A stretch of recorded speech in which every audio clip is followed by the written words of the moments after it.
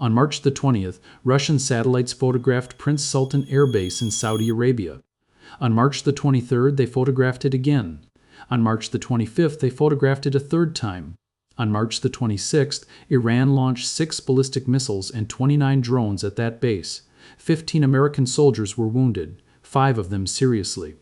And an aircraft that the United States military considers one of its most strategically critical assets was destroyed on the ground.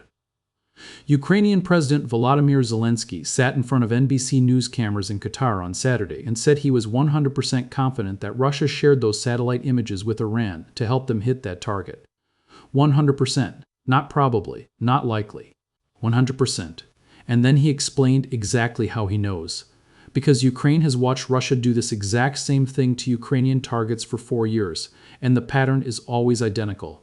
This video is going to walk through what Zelensky shared from his intelligence briefing, what the 3-photograph pattern means and why Ukrainian analysts recognized it immediately, what was actually destroyed in that strike that the Pentagon has been careful not to emphasize, what Trump said when he was asked about Russia helping Iran kill Americans, and why the answer he gave should concern every American regardless of their politics. Every detail in this video is sourced, and by the end of it you will understand why this story is significantly bigger than the casualty numbers suggest. Let us start with the intelligence briefing itself because the specifics are what matter. Zelensky receives a daily intelligence summary from Ukraine's spy agencies.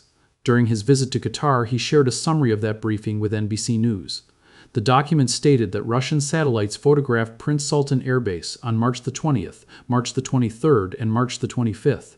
One photograph, then a second, then a third, then the strike on March the 26th. Zelensky explained the significance of that 3-step pattern with a precision that comes from 4 years of watching Russia use it against Ukraine.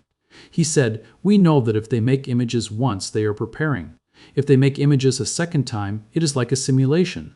The third time it means that in 1 or 2 days they will attack." That sequence, preparation, simulation, confirmation, strike, is not a theory. It is a documented operational pattern that Ukrainian intelligence has observed repeatedly since Russia began its full-scale invasion in 2022. The same pattern that preceded strikes on Ukrainian infrastructure and military positions now preceded a strike on a base housing American troops in Saudi Arabia. And NBC News confirmed this was not the first time they had reported on Russia passing intelligence to Iran. Earlier this month, NBC reported the same thing, citing 4 separate sources with knowledge of the matter. Russia's Foreign Minister Sergei Lavrov denied providing Tehran with intelligence in an interview with French media. He acknowledged that Moscow has sent military equipment to Iran under their long-standing military alliance, but denied the intelligence sharing specifically. Russian denial of intelligence cooperation with Iran while simultaneously acknowledging military equipment transfers to Iran is not a denial that removes the concern. It is a denial that confirms the relationship and disputes only one element of it. Meanwhile, Zelensky separately published a broader intelligence summary on X that day. Russian satellites had photographed the US-UK joint military facility on Diego Garcia on March the 24th. They photographed Kuwait International Airport on the same day. They photographed part of the Greater Bergen oil field on March the 24th. They photographed Prince Sultan Air Base on March the 25th. They photographed the Sheba oil and gas field on March the 26th. They photographed Incirlik Air Base in Turkey on March the 26th. That is a systematic survey of American and Allied military and energy infrastructure across the entire Middle East conducted in a 48-hour window. This was not opportunistic reconnaissance. This was targeted intelligence collection in support of an active Iranian strike campaign. Now here is the detail about what was actually destroyed in the March the 26th strike that has received almost no attention in the coverage. Stay with me because this is the buried story inside the casualty numbers. Iran's strike on Prince Sultan Air Base was reported initially as injuring American soldiers and damaging refueling aircraft. Both of those things are true, but the Wall Street Journal and the Times of Israel both reported, citing U.S. and Arab officials, that the strike also destroyed a Boeing E-3 Sentry aircraft. The E-3 Sentry is the airborne warning and control system known as AWACS. It is not a fighter jet. It is not a bomber. It is a flying radar station that uses a rotating disc mounted on top of the fuselage to track aircraft, missiles, and drones across a sphere of hundreds of kilometers in every direction. It is the system that gives American commanders a real-time picture of everything moving through an enormous volume of airspace simultaneously. It is how you know what Iran is launching before it gets close enough to intercept. It is how you coordinate the dozens of fighter jets and interceptor systems operating simultaneously across multiple countries. It is one of the most operationally critical non-combat aircraft in the American military inventory. Each E-3 Sentry costs approximately $300 million. There are only 31 of them in the U.S. Air Force. The United States does not have an unlimited supply of the aircraft that tells you what is in the sky above a war zone. And Iran, with Russian satellite intelligence telling them exactly where one was parked, put it on the ground. The question that emerges from that specific detail is the one nobody is asking directly. If Russia's satellites can locate and track individual high-value American aircraft on the ground at Middle Eastern bases with enough precision to give Iran a targeting solution, what else have they found? The full list Zelensky shared on March the 26th included Diego Garcia, Kuwait International Airport, the Bergen oil field, Incirlik, Sheba. These are not random locations. Diego Garcia is the base from which American bombers have been conducting long-range strikes on Iran throughout this conflict. Incirlik in Turkey hosts American nuclear weapons under a NATO sharing arrangement. The Bergen and Sheba fields are critical Saudi oil infrastructure. Russia is not surveilling these locations for academic interest. It is surveilling them in support of an adversary that is actively attacking American assets and has stated it intends to continue doing so. Here is where this story becomes a question of policy rather than just intelligence. And it is a question that the administration has declined to answer directly. When Trump was asked earlier in this conflict whether it concerned him that Russia was providing Iran with information to help target American military personnel, he said it was inconsequential. That word is worth sitting with. Inconsequential. 15 soldiers were wounded. An AWACS aircraft worth $300 million was destroyed. The man leading the country's diplomatic effort to end this war is Jared Kushner, who is simultaneously seeking to raise billions of dollars from Persian Gulf governments entangled in this conflict. And the president's assessment of Russia helping Iran target American troops is that it is inconsequential. That response creates three questions that have not been publicly answered.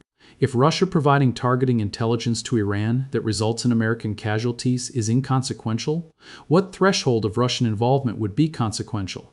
If the intelligence sharing is confirmed and ongoing, is the administration considering any response to Russia directly, or is the assessment that this falls within acceptable conduct by a nuclear power?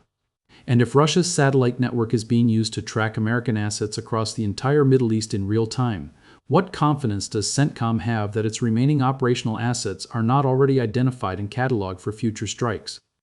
There is a broader strategic context to what Zelensky revealed that the coverage is not connecting to the bigger picture. Russia sends upgraded Shahed drones to Iran. Iran fires Shahed variants at American bases and allied cities. Russia photographs American military installations. Iran strikes those installations with Russian targeting data. Russia's mercenary networks have fought alongside Iranian-backed militias in multiple theaters. Russia's Wagner Group operated in Syria alongside Iranian Revolutionary Guard forces for years. The relationship between Moscow and Tehran is not an ad hoc wartime arrangement of convenience. It is a sustained strategic partnership that has been deepening since the beginning of the Ukraine war in 2022, when Iran began supplying Russia with the Shahed drones that are now being fired, in American reverse-engineered form, back at Iran by U.S. forces. The circularity of that arrangement is almost impossible to fully map. American weapons derived from Iranian technology, Iranian missiles guided by Russian satellite intelligence, against American troops in a war that started with an Israeli prime minister calling an American president to accelerate a timeline, and at the center of all of it, a Ukrainian president sitting in Qatar, sharing his intelligence briefing on camera, watching the country that has been trying to destroy Ukraine for 4 years now help Iran wound the soldiers of the country that has been providing Ukraine with weapons to survive. Zelensky said it simply, "I am very worried." He said he was concerned the conflict in Iran could lead to the diversion of American weapons away from Ukraine. He said Russia was unwilling to meet on neutral ground for peace talks. He said the war in the Middle East was disrupting every other diplomatic process the United States is trying to manage simultaneously.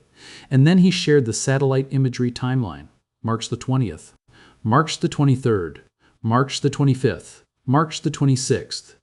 Preparation, simulation, confirmation. Strike. Here is what the expectations were before this intelligence was made public, and what the reality of the timeline has now established. The expectation was that Russia's support for Iran in this conflict was limited to military equipment transfers, the kind of relationship that Lavrov acknowledged while denying intelligence sharing. The reality is that Ukrainian intelligence documented Russian satellite surveillance of an American base 3 times in 6 days, immediately preceding a precise Iranian strike on that base that destroyed one of America's most operationally critical aircraft. The expectation was that Trump's characterization of Russian intelligence sharing as inconsequential reflected a considered strategic assessment. The reality is that the same intelligence sharing that Trump called inconsequential preceded the destruction of a $300 million aircraft and 15 American casualties in a single strike. The expectation was that this conflict was a bilateral confrontation between the United States and Iran. The reality is that Ukrainian intelligence is documenting active Russian coordination with Iranian strike operations against American targets, and the president of Ukraine is sharing that intelligence publicly because the United States government has chosen not to. Zelensky said he was 100% confident. Russia said it did not happen. Trump said it was inconsequential. And an AWACS aircraft that was parked on a Saudi airbase is no longer operational. Which of those 3 statements do you think is closest to what actually happened? Drop it in the comments. This is Global Conflicts Dispatch. Subscribe. Back tomorrow.